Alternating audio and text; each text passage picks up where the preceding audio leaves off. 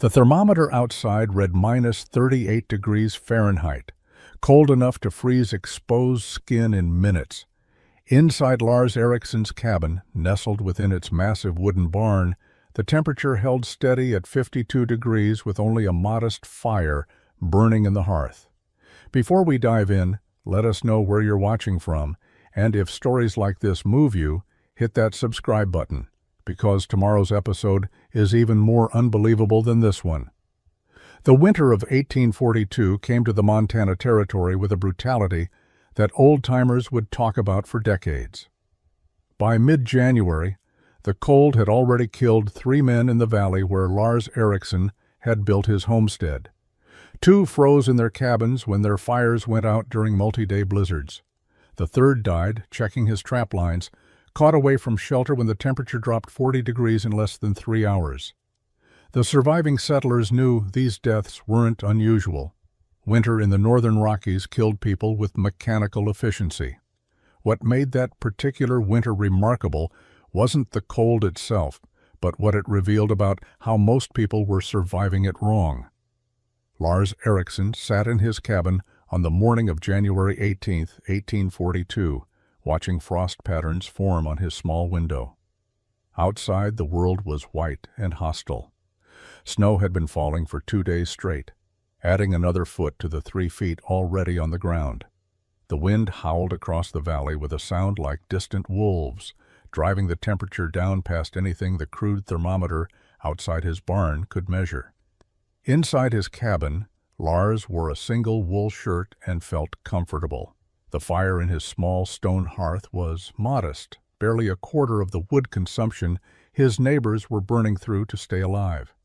Yet his interior temperature remained steady, hovering just above 50 degrees Fahrenheit, warm enough to work, warm enough to sleep without heavy blankets, warm enough to survive indefinitely. The secret wasn't visible from outside. To anyone riding past Lars's homestead, and nobody was riding anywhere in weather like this, the property looked strange but not obviously innovative. There was a large barn, bigger than most settlers built, constructed from heavy timbers with unusual care. The barn had massive double doors facing south, currently closed against the wind and snow.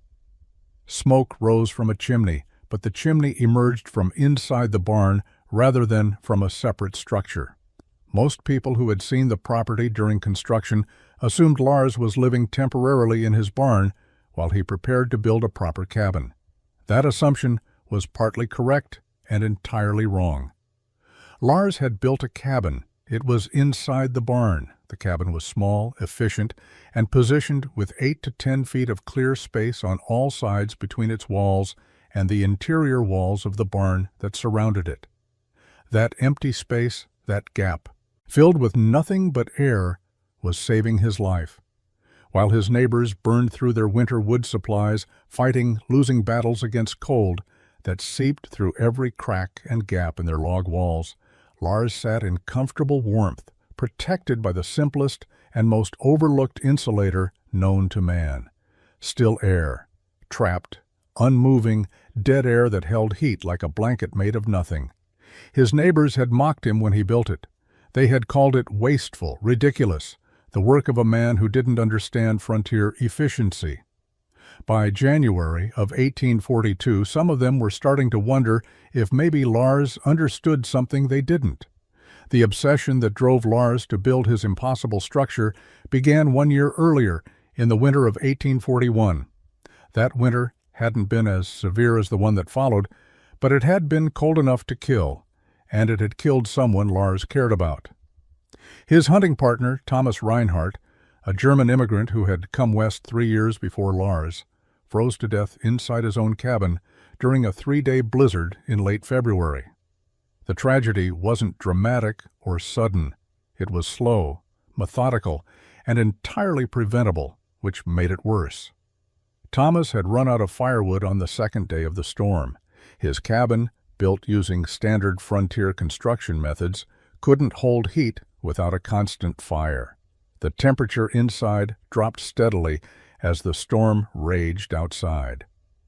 By the third day, when the wind finally stopped and Lars could make his way through the snow to check on his friend, Thomas was dead, curled under every blanket he owned, frozen solid in his own bed. Lars had helped build that cabin. He had used the same techniques every settler used, the same methods passed down from previous generations of frontiersmen: notched logs, mud and moss chinking, a stone fireplace, heavy door, small window. It was solid construction by any standard measure. It should have been enough, but it wasn't. Thomas had simply run out of fuel to feed the fire, and without that constant flame, the cabin became a wooden box that did almost nothing to protect its occupant from the killing cold outside. Lars buried Thomas when the ground thawed in April. He marked the grave with stones and spent the summer thinking about what had happened. Not just thinking, obsessing. Most men would have accepted the tragedy as part of frontier life, an unfortunate but not unusual death, the kind of risk everyone took when they chose to live in the mountains. Lars couldn't let it go. He kept returning to a simple question: why did frontier cabins require constant fire to stay warm? The answer seemed obvious at first: because it was cold outside and warm inside, and heat naturally moved from warm to cold until everything reached the same temperature. But that answer wasn't complete. Heat moved, yes, but how did it move? Through what paths? At what rate? Could those paths be blocked or slowed? Lars wasn't an educated man. He had come to America from Norway at age 16, worked various jobs for 8 years, and moved west to trap and hunt when he was 24. He had basic literacy, practical skills with tools and construction, and a Norwegian upbringing that had exposed him to building methods adapted for extreme cold. But he had no formal training in physics or engineering. What he did have was a dead friend, a guilty conscience, and an entire summer to think about how to build shelter that worked differently than what everyone else was building. Lars spent the summer and fall of 1841 studying cabins, not building them, studying them. He visited other homesteads in the valley, looked at abandoned structures, and paid careful attention to his own small cabin where he had lived for 2 years. He was looking for patterns in how cabins failed to hold heat. The first and most obvious problem was chinking. Every settler packed the gaps between logs with some mixture of mud, moss, clay, and whatever else was available. The chinking worked for a few months, sometimes a full season. Then it dried, cracked, and fell out. Wind blew through the gaps. Cold air poured in. Warm air escaped. Rechinking was constant maintenance, and even fresh chinking wasn't airtight. Lars calculated roughly that the gaps in a typical cabin's chinking represented several square feet of open holes to the outside, equivalent to leaving a window open all winter. The second problem was the logs themselves. Wood was a decent insulator compared to stone or metal, but a log wall was still only 8 to 12 inches thick. In extreme cold, that wasn't enough. Heat moved through the wood from inside to outside through simple conduction. You could feel it if you placed your hand on an interior wall during bitter cold. The wood was cold to the touch because heat was flowing through it constantly, escaping to the frigid air outside. Thicker logs would help, but only marginally. A 16-inch log wall would be better than a 12-inch wall, but not twice as good. And cutting, moving, and fitting logs that thick would be nearly impossible for one man working alone. The third problem was radiant heat loss. This one took Lars longer to understand because it was less visible than gaps in chinking or thin walls. But he noticed that even on calm, windless nights when his chinking was fresh and gaps were minimal, his cabin still lost heat at a rate that required constant fire feeding. He realized that heat was radiating away from the warm cabin walls into the cold night air, just like how you could feel warmth radiating from a fire even without touching it. The cabin walls were warm, the outside air was cold, and heat radiated from the warm surface until it dissipated into the vastness of the frozen atmosphere. No amount of chinking or thicker logs would stop radiant heat loss. It was fundamental physics. Lars spent weeks thinking about these three problems: infiltration through gaps, conduction through walls, and radiation from surfaces. Every cabin in the territory suffered from all three simultaneously. The only solution anyone knew was to burn more wood, maintain hotter fires, and accept that winter meant constant fuel consumption and constant fire tending. If you ran out of wood or couldn't maintain your fire, you died. Thomas had proven that, but Lars kept thinking there had to be a different approach. The idea came to Lars in late November of 1841, and it came from an unexpected source. He had built a small barn the previous summer to shelter his 2 horses and store hay. The barn was simple, just 4 walls and a roof, with gaps between the wallboards for ventilation. It wasn't meant to be warm, just to provide wind protection and keep hay dry. But Lars noticed something odd during the first cold snap of winter. When he went into the barn in the morning to feed the horses, the interior was noticeably warmer than the outside air. Not warm by any human comfort standard, but measurably warmer. Maybe 10 degrees difference. The barn had gaps in its walls. It had no fire. The horses produced some body heat, but not much. Yet somehow the barn interior was warmer than the world outside. Lars spent several days thinking about why. The barn blocked wind, which helped. But his cabin also blocked wind, and it still required constant fire. The barn had a large volume of air inside it. That air couldn't circulate freely to the outside because, despite the ventilation gaps, most of the barn's envelope was solid boards. The air inside was trapped, mostly still, and that still air was acting as an insulator. The horses' minimal body heat, combined with slight solar heating during the day, warmed that trapped air a few degrees. The warmed air stayed trapped because it couldn't easily escape. The process was passive, requiring no fire or effort, just trapped air doing what trapped air does naturally, insulating whatever is inside it from whatever is outside. Lars had a sudden thought that seemed crazy even to him. What if he built a cabin inside a barn? Not just temporarily while constructing a proper cabin, but permanently. A small, tight, well-built cabin positioned in the center of a larger barn structure. The barn would trap a huge volume of air around the cabin. That air would be warmer than the outside air because it was trapped and sheltered. The cabin sitting in that warmer air would lose less heat. It would need less fire. Maybe significantly less fire. Maybe little enough fire that running out of wood wouldn't be a death sentence. The idea violated everything Lars knew about frontier construction efficiency. You built structures as small as possible to minimize material and labor.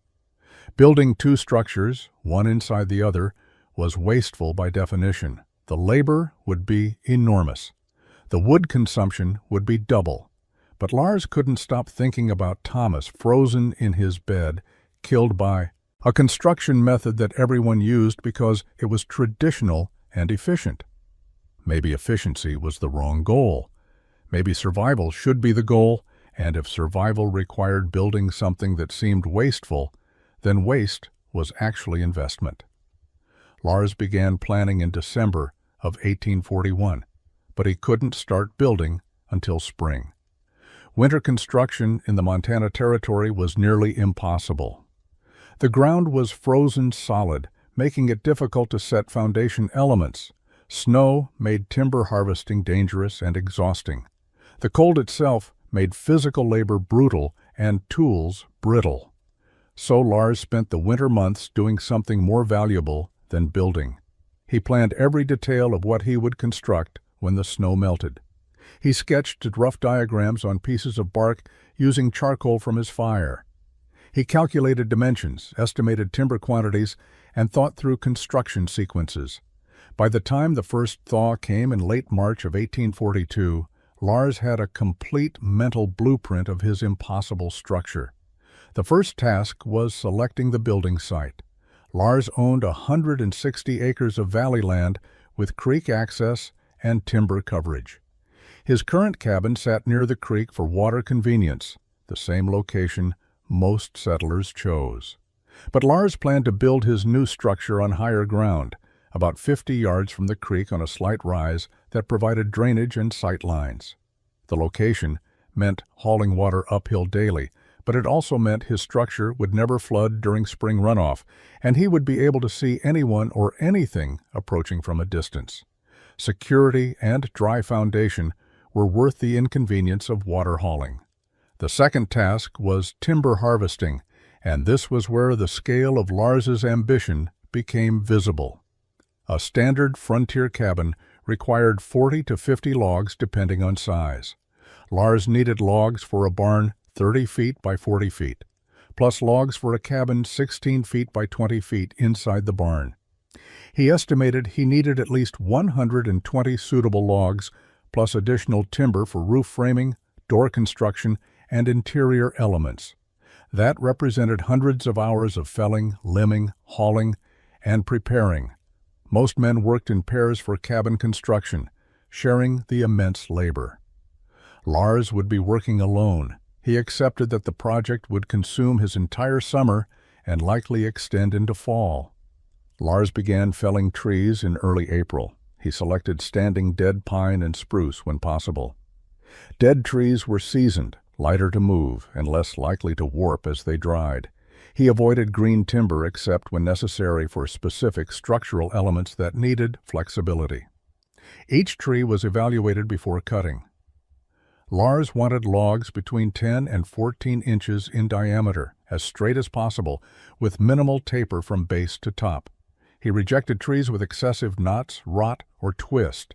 This selectivity meant he had to range across his entire property and even onto adjacent unclaimed land to find suitable timber. He spent weeks just marking trees before he cut a single one. The actual felling was dangerous, solitary work. Lars used a sharp axe and a two-man crosscut saw that he operated alone, pulling and pushing the saw through trunks that were sometimes 3 feet in diameter. Each tree took hours to drop, limb, and section into appropriate lengths. Then came the brutal work of hauling.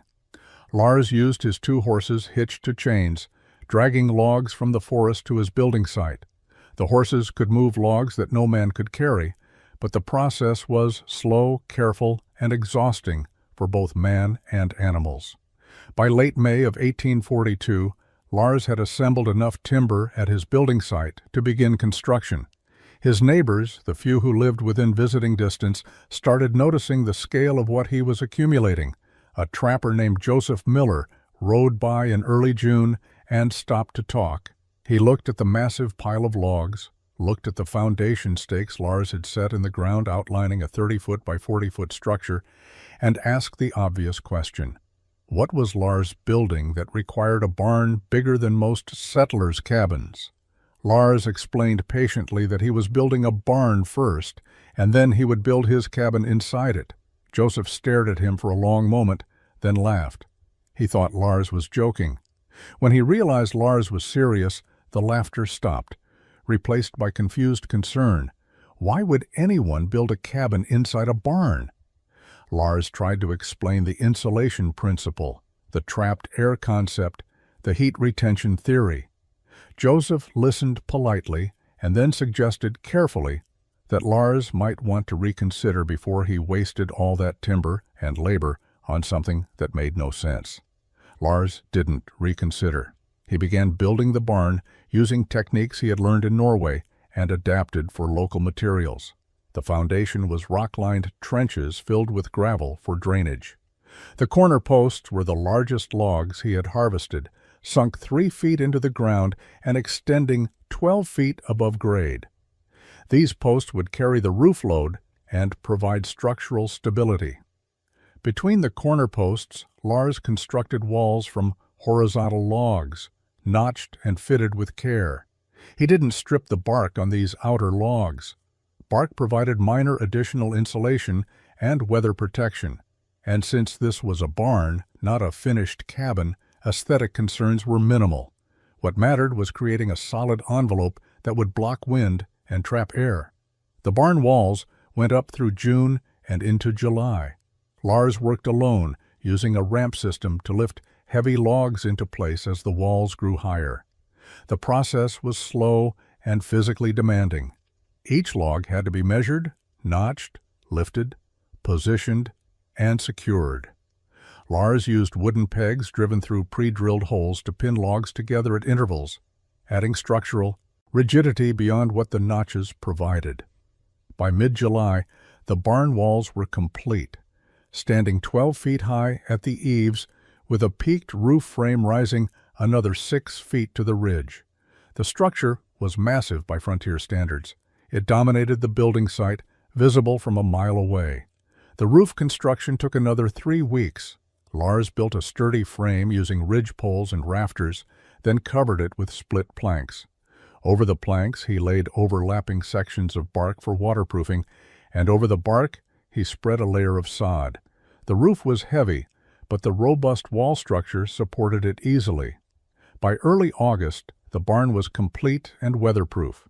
Lars had built massive double doors on the south side, hung on iron hinges he had purchased in town the previous year.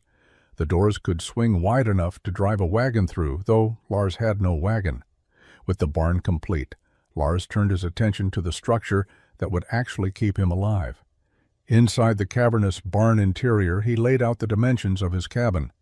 16 feet by 20 feet, positioned carefully so that 8 to 10 feet of clear space existed between every cabin wall and the nearest barn wall. The positioning wasn't random. Lars wanted maximum air gap volume around the cabin, but he also wanted the cabin centered to prevent any direct thermal bridging where the cabin might touch or come too close to the barn walls. The air gap had to be complete, uninterrupted, and substantial. That trapped air was the entire point of this elaborate construction. Lars began the cabin foundation in mid-August. Unlike the barn, which sat on rock-lined trenches, the cabin required something more substantial. He dug a shallow perimeter and filled it with carefully fitted stones, creating a level base that lifted the cabin floor 8 inches above the barn's dirt floor. This elevation provided underfloor air circulation and prevented ground moisture from wicking into the cabin logs. The foundation work took a week, but it was critical. This cabin had to last decades, not just seasons. The cabin logs were different from the barn timber. Lars had reserved his best logs for this inner structure. Each one was straight, uniform in diameter, and carefully stripped of all bark. He used his draw knife to smooth the contact surfaces where logs would stack against each other, creating tight fits that minimized gaps. The corners used dovetail notches, more time-consuming than simple saddle notches, but creating stronger, tighter joints. Lars worked with obsessive precision. Every log was tested for fit before final placement. Any gap larger than 1/4 inch was unacceptable and required additional shaping. The cabin walls rose slowly through late August and into September. Unlike the barn, which had been visible to anyone passing by, the cabin construction was hidden inside the barn structure. Lars worked in the sheltered interior, protected from rain and wind. The barn became his workshop, and the isolation was welcome.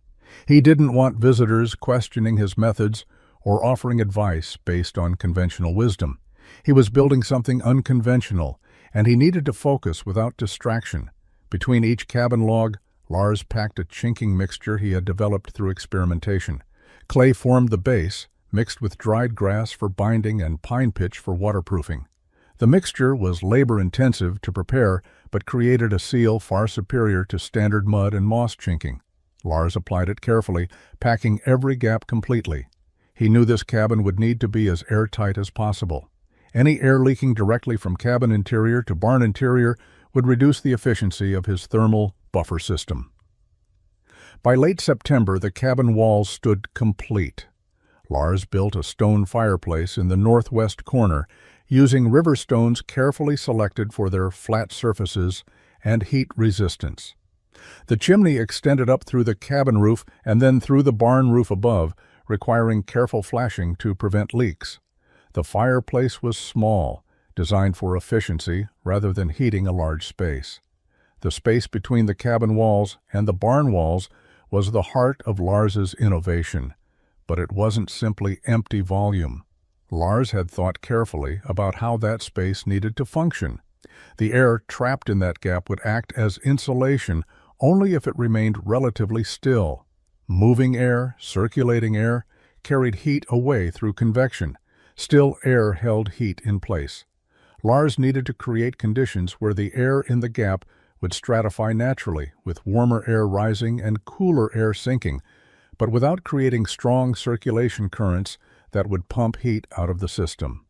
The distance he had chosen, 8 to 10 feet, was based on observations from his barn experiments the previous winter and childhood memories of Norwegian construction techniques. In Norway, some of the older farmhouses in the coldest regions used double-wall construction on a smaller scale, an exterior wall and an interior wall with a gap between them, usually 2 to 3 feet. The gap was sometimes filled with sawdust or left empty as an air space. Lars had seen these buildings as a boy and remembered that they stayed warmer than single-wall structures. He was applying the same principle but scaling it up dramatically. Instead of a 2-foot gap, he had 8 to 10 feet. Instead of filling it with sawdust, he was using pure air. The volume of air in his barn around the cabin was enormous, roughly calculated at over 5,000 cubic feet. That mass of air would take hours to cool once warmed, and it would warm passively from solar heating of the barn during the day and from heat escaping the cabin. Lars also designed specific features to control how the air gap functioned. Near the peak of the barn roof, he had built small ventilation shutters that could be opened or closed from inside the barn. These shutters served a counterintuitive purpose. In extreme cold, they would be closed, trapping all air inside. But in moderate weather or during the day when sun warmed the barn excessively, Lars could open them slightly to release the hottest air and prevent the barn interior from becoming uncomfortably warm. This gave him control over the thermal environment. Most frontier structures had no temperature control beyond fire size. Lars was building a system that could be tuned and adjusted. The cabin itself had no direct openings to the barn interior except the door. No windows on the barn-facing walls, no ventilation holes, nothing that would allow cabin air to mix with barn air. The cabin was a sealed box within a larger sealed box. Heat escaping the cabin would warm the barn interior air. That warmed air would reduce the temperature differential between cabin walls and surrounding air, which would slow heat loss from the cabin.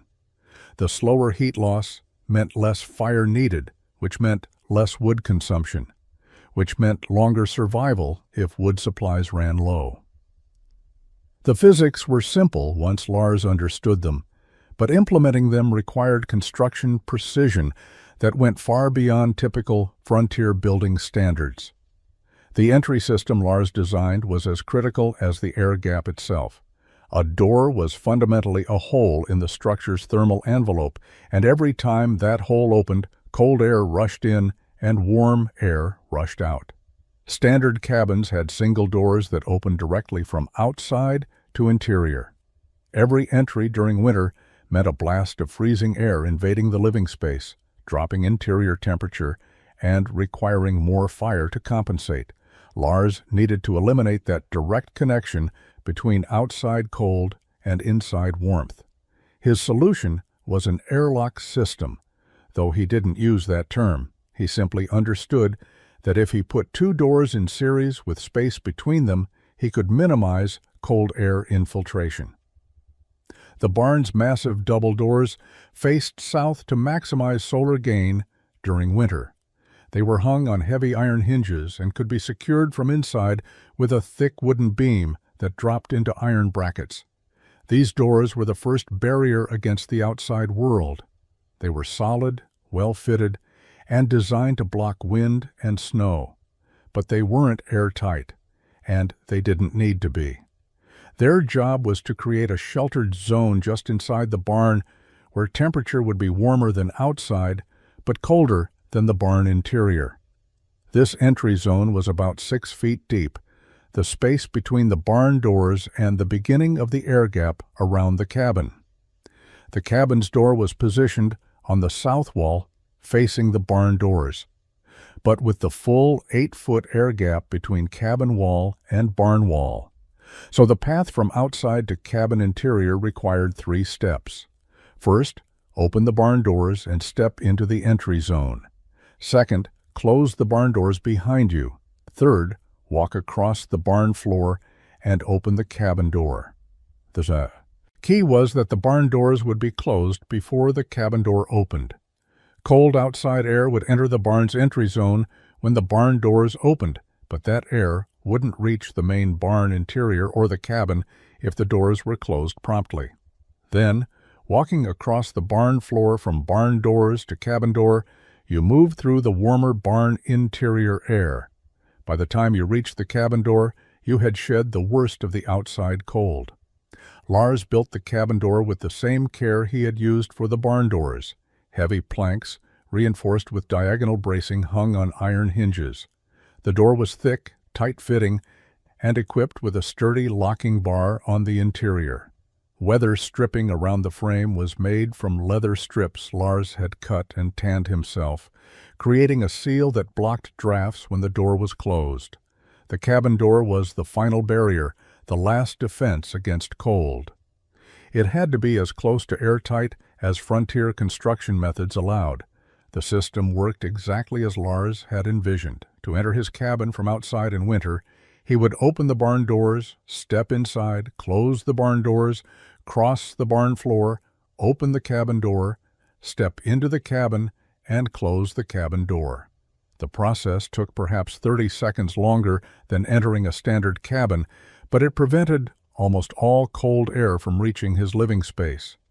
As Lars completed the cabin interior, he added a feature that most observers wouldn't understand even if they saw it. Along the interior walls of his cabin, particularly on the north and west sides where cold was most severe, he built stone backing, not decorative stonework, but functional thermal mass. He gathered river stones, hundreds of them, and stacked them against the interior cabin walls from floor to about 4 feet high. The stones weren't mortared, just carefully stacked and fitted. Then he built a secondary interior wall of thin planks about 4 inches in front of the stone stacks, creating a gap between the stones and the cabin's living space. The result looked like simple interior finishing, but it served a sophisticated thermal purpose. The stones absorbed heat during the day when the fire was burning and the cabin was warm. Stone's thermal mass was enormous compared to wood. A cubic foot of stone could store roughly 4 times as much heat as a cubic foot of wood. As the stones warmed throughout the day, they became heat batteries, storing energy. Then, at night, when the fire was banked low or allowed to burn down, the stones slowly released their stored heat back into the cabin interior. The heat radiated through the plank wall, warming the living space for hours after the fire had diminished. This thermal flywheel effect meant Lars could let his fire burn lower at night without the cabin temperature dropping precipitously. The stones would carry him through the coldest hours before dawn. But the thermal mass served a second purpose that was even more important to Lars's overall design. The stones against the cabin's exterior walls were positioned to face the barn interior. Heat that would normally conduct directly through the cabin logs to the colder barn interior air was instead absorbed by the stones first. The stones warmed slowly, taking hours to reach equilibrium temperature. During that time, they were intercepting heat that would otherwise escape. Then, when the stones did warm and begin radiating heat, some of that radiation went into the barn interior, warming the air gap, but some reflected back into the cabin interior, reclaiming energy that would have been lost. Lars had learned about thermal mass from Norwegian building traditions. In Norway's coldest regions, masonry stoves called kakaloven were built with enormous stone or brick mass.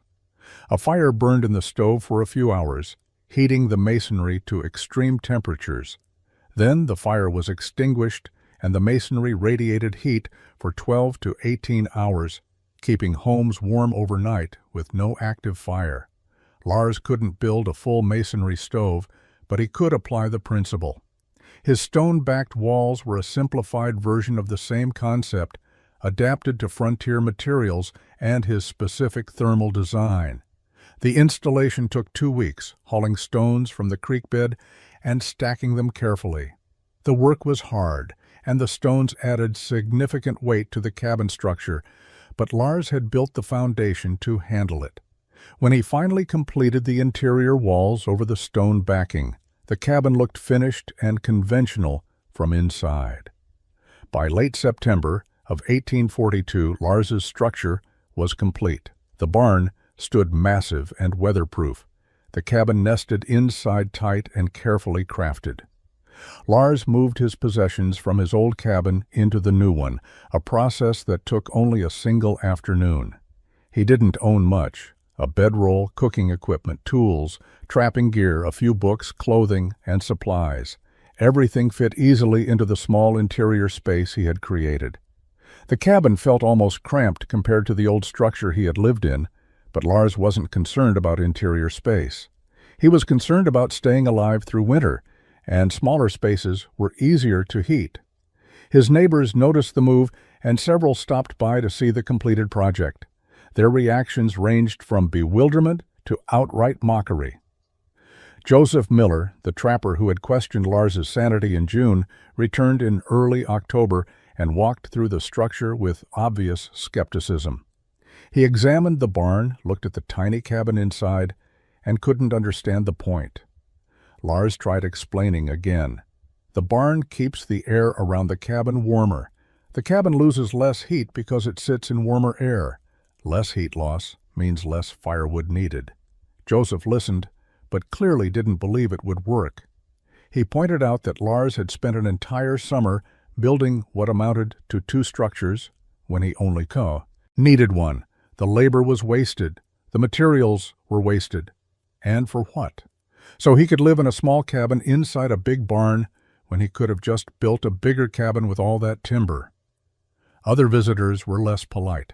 A settler named William Horace, who had a homestead 5 miles east, called it the stupidest thing he had ever seen. He joked that Lars had built himself a jail inside a warehouse.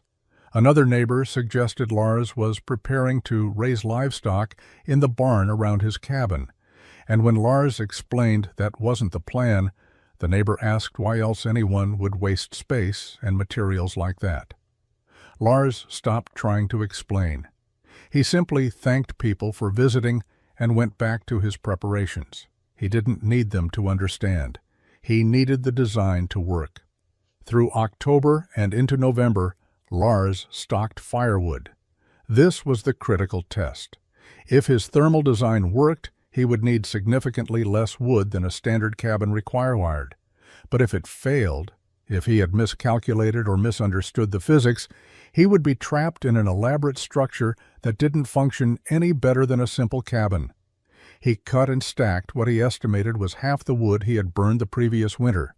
Other settlers stocked enough wood to last 4 months of hard cold. Lars stocked enough for 2 months if his calculations were right. If they were wrong, he would run out of fuel by late January. The weather stayed mild through most of November, postponing the real test. Lars used the time to fine-tune details. He adjusted the leather weather stripping on doors. He checked chinking for any gaps he had missed. He tested his ventilation shutters, making sure they opened and closed smoothly. He arranged his interior efficiently, storing supplies and organizing his space. Everything was ready. Now he just needed winter to arrive. The first serious cold came on December 3rd, 1842. Lars woke to find the temperature had dropped overnight to somewhere near 10 degrees Fahrenheit. Snow had begun falling before dawn, and by mid-morning, several inches covered the ground. This wasn't the brutal deep cold that would come later, but it was cold enough to test his system. Lars built a small fire in his fireplace, using perhaps a third of the wood he would have burned in his old cabin on a morning like this. Then he waited to see what would happen. By noon, he had his first measurements. Lars had constructed crude thermometers using glass tubes partially filled with colored alcohol, sealed and marked with gradations. The principle was simple. Alcohol expanded when warm and contracted when cold. The level in the tube indicated temperature. He had one thermometer hanging outside the barn, one in the barn interior near the cabin wall, and one inside the cabin. The outside thermometer read approximately 12 degrees. The barn interior thermometer read 28 degrees. The cabin interior thermometer read 46 degrees. Lars studied the numbers carefully. The 16-degree difference between outside and barn interior was promising. The 18-degree difference between barn interior and cabin interior was even better. His cabin was 34 degrees warmer than the outside air with only a modest fire burning. Over the next week, as the cold settled in and temperatures dropped further, Lars monitored constantly. He kept notes on bark pieces, recording outside temperature, barn temperature, cabin temperature, fire size, and wood consumption. Patterns emerged quickly. The barn interior stayed consistently 15 to 20 degrees warmer than outside, even with no direct heat source. The thermal mass from the barn structure itself, combined with minor solar heating during the day, kept the trapped air measurably warmer. The cabin interior maintained comfortable temperatures, generally between 45 and 55 degrees, with fires that consumed roughly half the wood Lars had burned in his previous cabin. The system was working, but Lars also discovered its quirks. The barn interior temperature responded to outside temperature changes with a lag of several hours. When outside temperature dropped suddenly, the barn interior took 3 to 4 hours to follow. This thermal inertia was beneficial. It meant the cabin wasn't exposed to rapid temperature swings.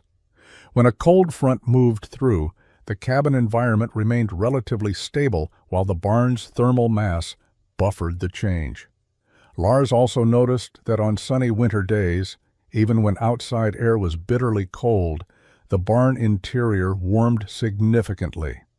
Solar radiation heated the barn's dark wood surfaces, which warmed the air inside. This passive solar gain was unintentional but welcome. Some days, the barn interior reached 40 degrees just from sun exposure, and those were days Lars barely needed fire at all. The double-door system proved essential.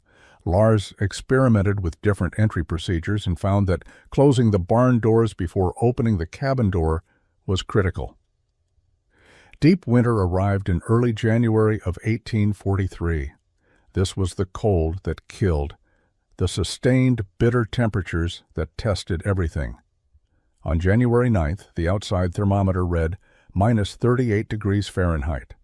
Lars had never seen it that cold. The air itself seemed different at that temperature, thicker somehow, resistant to breathing. Frost formed instantly on any exposed skin. Metal tools left outside became dangerous to touch with bare hands. This was the cold that had killed Thomas 2 years earlier. This was the cold Lars had built his structure to survive. Inside the barn, protected from wind and wrapped in his thermal envelope, Lars checked his thermometers. Outside, minus 38. Barn interior, plus 10 degrees. Cabin interior, 52 degrees. He did the arithmetic carefully, checking it twice. The difference between outside air and cabin interior was exactly 90 degrees. But more importantly, his cabin was maintaining a livable temperature, 52 degrees, with a fire so small he could have covered it with a cooking pot. He was burning perhaps 1/6 the wood that a standard cabin would require in these conditions. The validation was complete and undeniable. Lars sat at his small table and calculated his wood consumption rate. At his current burning rate, his wood supply would last well into March, possibly into April if the cold broke early. In a standard cabin, he would have run out of wood by mid-February. The difference between those two dates was the difference between life and death. If he had been caught in his old cabin with his current wood supply when this cold arrived, he would be in Thomas's situation, rationing wood, watching his supply dwindle, knowing he wouldn't make it to spring. But in his barn-wrapped cabin, he was comfortable, warm, and secure. The thermal mass stones were performing exactly as intended. During the day, when Lars maintained a moderate fire for cooking and comfort, the stones absorbed heat steadily. By evening, they were warm to the touch through the plank wall. At night, Lars let the fire burn down to coals. The cabin temperature would drop slowly, buffered by heat radiating from the stones.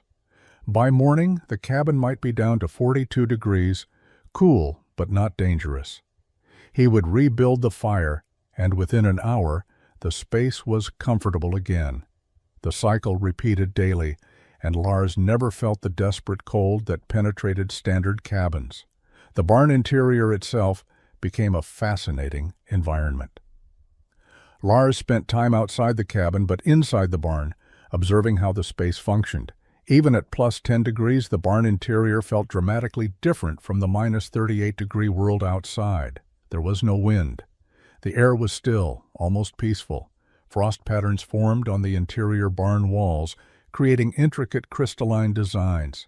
The cabin, sitting in the center of this protected space, radiated gentle warmth that Lars could feel when standing near its walls. The entire system functioned as an integrated thermal machine, each element contributing to the overall performance. The blizzard hit on January 14, 1843, and it lasted 5 days.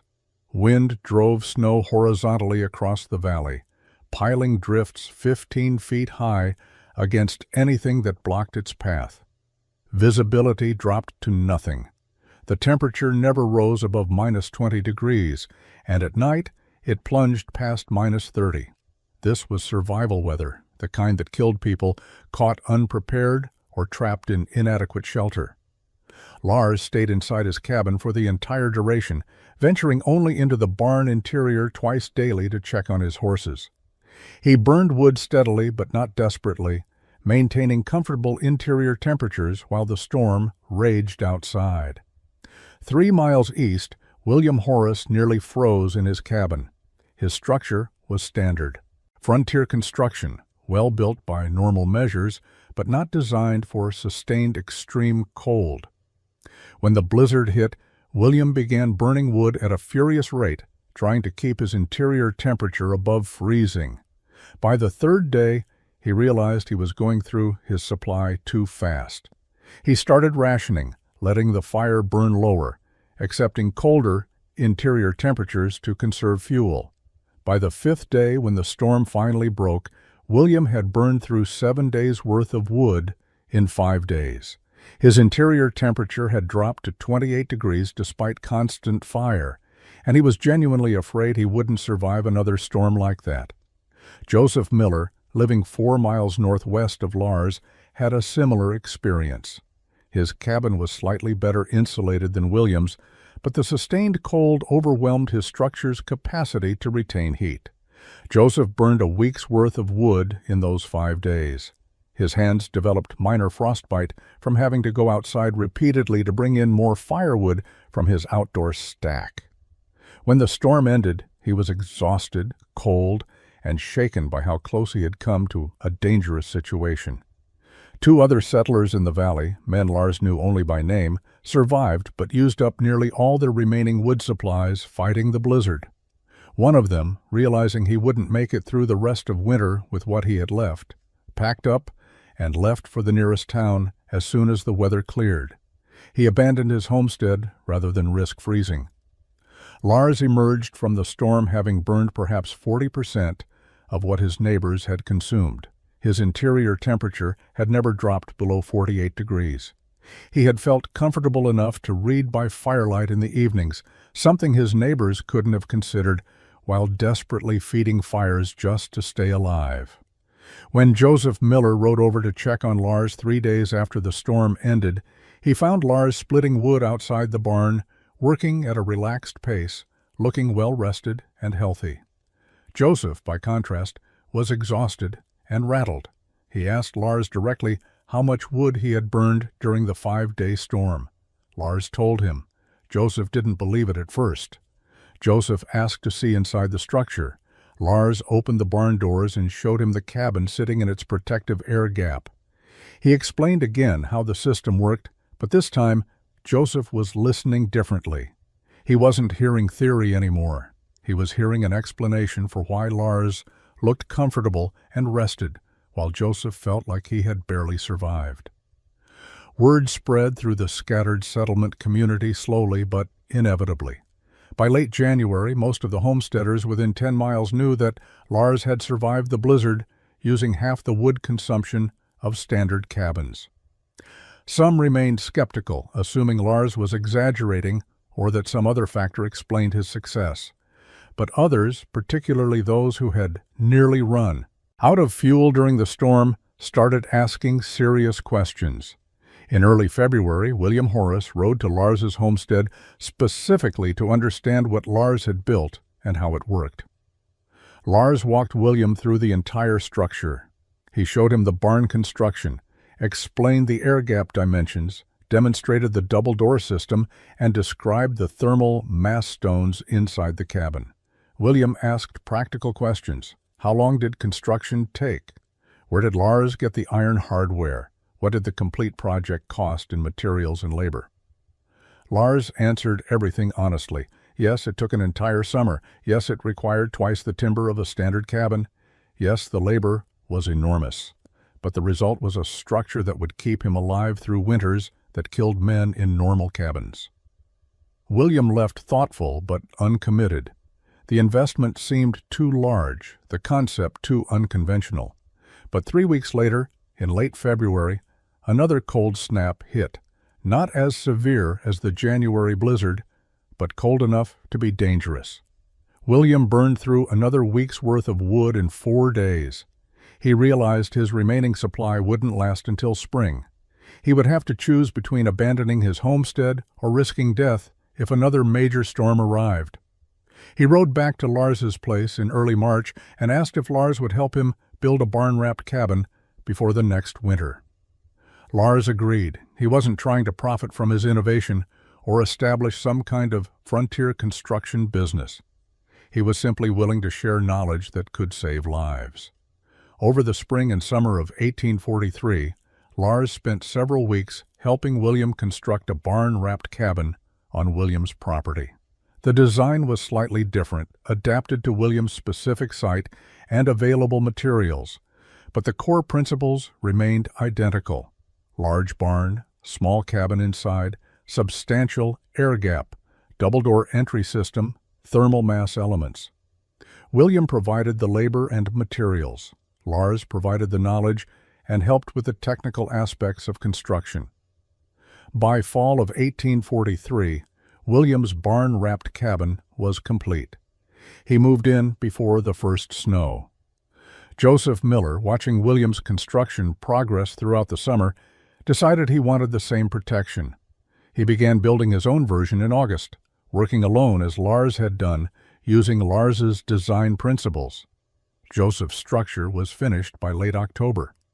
2 other settlers who had heard about the concept started planning their own barn-wrapped cabins for construction the following spring. The spread wasn't rapid or dramatic. Most settlers still built conventional cabins, either because they hadn't heard about Lars's innovation or because they considered the investment too large. But among those who had experienced genuinely dangerous cold, who had felt the terror of watching their wood supplies dwindle while winter continued, the appeal was obvious. Over the next 5 years, from 1843 through 1848, barn-wrapped cabins appeared across northern Montana Territory and into what would eventually become southern Alberta, Canada. The technique spread through word of mouth among trappers, homesteaders, and frontier settlers. Lars never promoted his innovation through any formal means. He simply built something that worked, and people who needed similar protection adopted his methods. The name barn cabin or double-wall homestead became common terminology for the design. Some settlers called them Norwegian style, because Lars was Norwegian and because similar double-wall principles existed in Scandinavian construction traditions. The design variations were considerable. Some builders created smaller air gaps, 5 to 6 feet instead of 8 to 10 to reduce lumber requirements. Others built larger structures, housing livestock in the barn space around the cabin to add animal body heat to the thermal system. A few settlers experimented with filling the air gap partially with hay or sawdust, creating hybrid designs that combined air insulation with solid insulation. These variations had different performance characteristics, but all shared the core insight that Lars had discovered. Trapped air between two structural envelopes dramatically reduced heat loss and wood consumption. Norwegian settlers, particularly those who had immigrated from the coldest regions of Norway, embraced the barn cabin concept most enthusiastically. They recognized the principles from their homeland building traditions and understood the physics intuitively. Several Norwegian families settling in northern territories built barn cabins as their first structures, rather than starting with conventional cabins and upgrading later. German settlers from cold climate regions also adopted the technique readily. British and American settlers were generally more skeptical, but practical results convinced some to build barn cabins despite their unfamiliarity with the concept. By 1848, an estimated 20 to 30 barn-wrapped cabins existed across the northern frontier, scattered across hundreds of miles of territory. The exact number was impossible to determine because settlers built homesteads in remote locations and didn't report their construction methods to any central authority. But trappers and traders traveling through the region encountered barn cabins with increasing frequency, and the reputation of the design spread through frontier communication networks. Stories circulated about settlers surviving brutal winters using half the firewood of their neighbors, about families staying comfortable in temperatures that would have been deadly in standard cabins. The technique also influenced conventional cabin construction in subtle ways. Settlers who couldn't or wouldn't invest in full barn cabin construction began adopting elements of Lars's design: thicker, chinking materials inspired by Lars's clay mixture, better weather stripping on doors, interior thermal mass elements, like stone, backing on walls.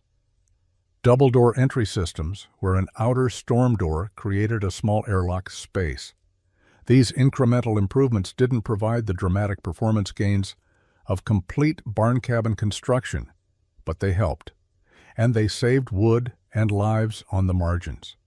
Lars Eriksson lived in his barn-wrapped cabin for 25 years. He married in 1847 a widow named Ingrid Halvorsen, who had lost her husband to pneumonia the previous winter.